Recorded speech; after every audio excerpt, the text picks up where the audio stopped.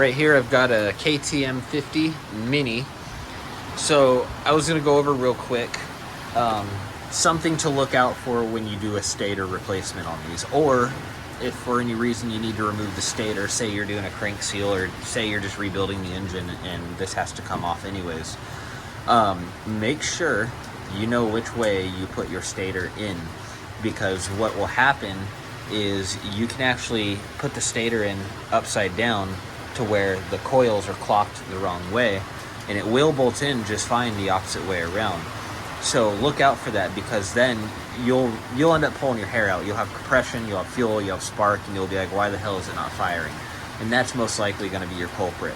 Another way to know if you put in, or if you're working on a bike that has a backwards stator, put it to a drill and spin it in reverse. It will fire up in reverse, but it will not fire up when you kick it forwards.